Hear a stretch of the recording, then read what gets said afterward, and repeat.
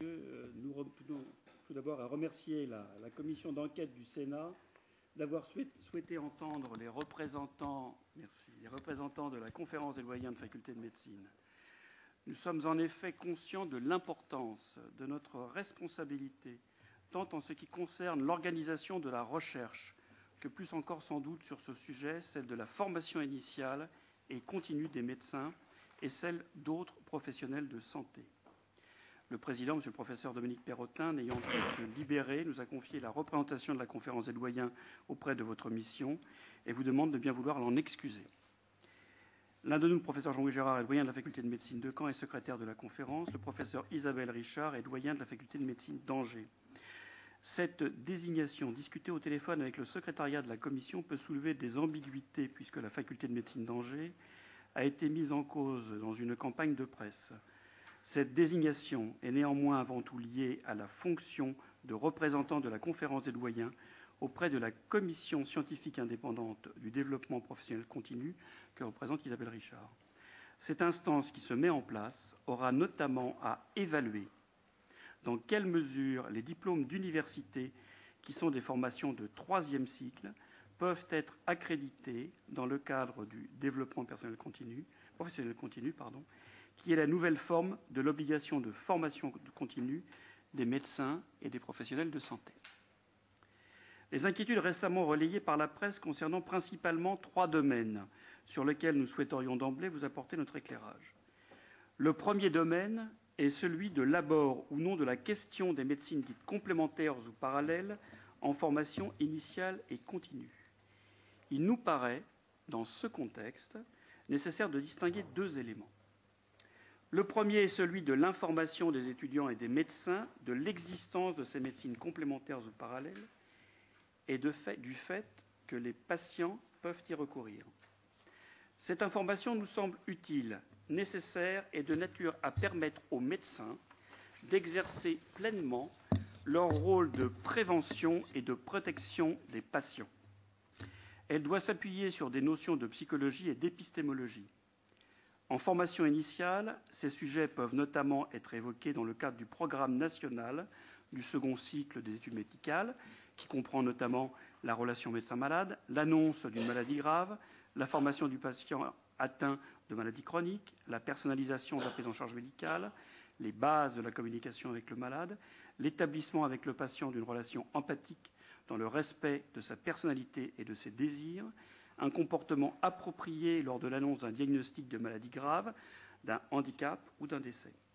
L'élaboration d'un projet individualisé pour l'éducation thérapeutique d'un malade porteur d'une maladie chronique en tenant compte de sa culture et de ses croyances. De ce fait, un enseignement plus spécifique sur ces risques pourrait être envisagé, notamment dans le cadre de séminaires qui doivent être organisés dans le second cycle.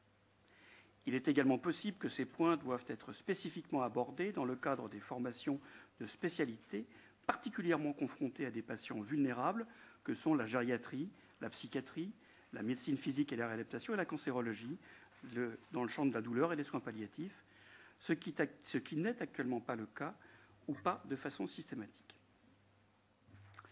Le second aspect est celui de l'enseignement des méthodes de ces médecines parallèles ou complémentaires. Celles-ci ne sont pas au programme de la formation médicale initiale. À notre sens, elles ne doivent pas l'être, cette formation étant constituée du socle commun à tout exercice médical. En formation continue, des diplômes d'université abordent certaines de ces techniques. Il existe par exemple des diplômes d'université d'homéopathie, d'ostéopathie, de médecine chinoise, voire d'hypnose. Les modalités de mise en œuvre de ces diplômes d'université incluent une validation de leur programme, de leurs intervenants et de leurs modalités de contrôle des connaissances par les conseils de gestion des facultés de médecine et par le conseil des études de la vie universitaire des universités. Les doyens des facultés de médecine sont vigilants à faire respecter ces procédures. Néanmoins, une évaluation périodique de ces diplômes d'université est hautement souhaitable. Elle n'existe pas actuellement, mais les nouvelles modalités de la formation médicale continue et du développement professionnel continu devraient conduire à sa mise en place progressive. Il sera probablement important que les doyens des facultés de médecine se saisissent de cette opportunité pour analyser l'ensemble de l'offre de formation existante et peut-être constaté que certains de ces intitulés ou certains intervenants doivent inciter à la vigilance ou cesser d'être organisés par les universités. Un tel panorama n'a pas pu être réalisé depuis votre demande de nous entendre, mais serait très probablement utile et pourrait être coordonné par notre conférence. En effet, ce sont sûrement les formations potentiellement à risque qui pourraient ne pas faire l'objet d'une demande d'accréditation auprès de la Commission scientifique du développement professionnel continu, qui ne sera pas obligatoire pour que la formation perdure, mais seulement pour qu'elle valide des obligations de formation continue. Un certain nombre de ces formations ont déjà été interrompues par les collègues doyens de plusieurs facultés, et notamment celle de Bobigny, encore récemment. Le second domaine est celui de l'enseignement des sciences humaines et sociales. La conférence des doyens a rappelé son attachement à un enseignement de sciences humaines dans l'ensemble du premier cycle des études médicales, conformément à l'annexe de l'arrêté du 28 octobre 2009 définissant les épreuves de première année commune d'enseignement en santé et aux recommandations de la Commission pédagogique nationale des études médicales concernant les enseignements de deuxième et troisième année. Cet enseignement complémentaire de l'enseignement scientifique et clinique est légitime et nécessaire à la formation de médecins conscients de leurs responsabilités et des enjeux de la médecine humaniste qu'ils devront pratiquer. Cet enseignement doit être sous la responsabilité d'universitaires, qu'il s'agisse d'hospitalo-universitaires ayant une compétence spécifique, par exemple en éthique, ou d'universitaires des disciplines de sciences humaines et sociales.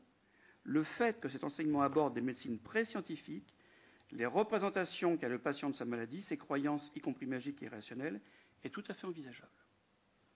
La demande de formation, notamment continue, et pour des professionnels non médicaux, concernant la relation soignante dans son ensemble, est importante. Les facultés de médecine sont actuellement presque absentes de cette offre de formation, ce qui favorise peut-être en creux l'occupation de ce marché par des officines plus facilement infiltrables que nos institutions. Toujours dans le cadre du développement de l'offre formation continue des PC, il peut y avoir sur ce créneau la nécessité que les facultés de médecine, en lien avec les acteurs du système de santé, développent une offre qui puisse être un contre-feu. Un travail conjoint, notamment avec les organisations de formation continue des fédérations hospitalières, pourrait être utile. Le troisième domaine est celui de la recherche, principalement celui de la recherche clinique. Celle-ci peut notamment concerner les croyances des patients, le recours à telle ou telle pratique ou l'efficacité de telle ou telle pratique. Aucune question n'est a priori illégitime, mais toute recherche doit répondre aux exigences de la raison.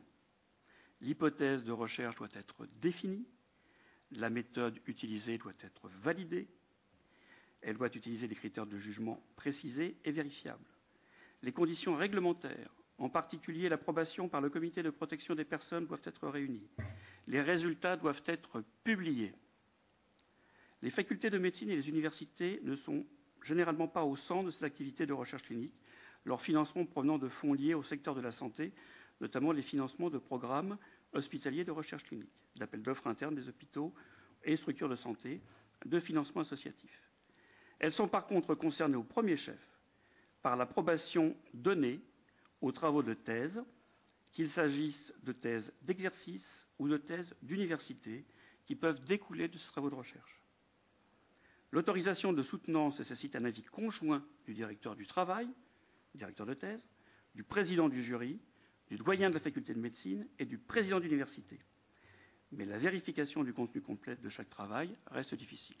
Je vous remercie de votre attention et nous sommes prêts à répondre à vos questions après cette présentation introductive. Merci, Monsieur le Professeur. Madame Richard, avant que je passe la parole à notre rapporteur, est-ce que vous avez souhaité ajouter quelque chose ? Il faut appuyer. Voilà. Merci. Le panorama, effectivement, présenté par Jean-Louis Gérard, retrace bien les différents éléments sur lesquels la conférence des doyens a l'impression qu'elle pourrait avoir des points d'entrée et des possibilités de faire des propositions. Et il nous semble vraiment que ça s'articule surtout autour de la formation de troisième cycle, enfin ces formations complémentaires, diplôme d'université, diplôme interuniversitaire, la question de l'enseignement des sciences humaines et puis la question des thèses. Merci, Madame.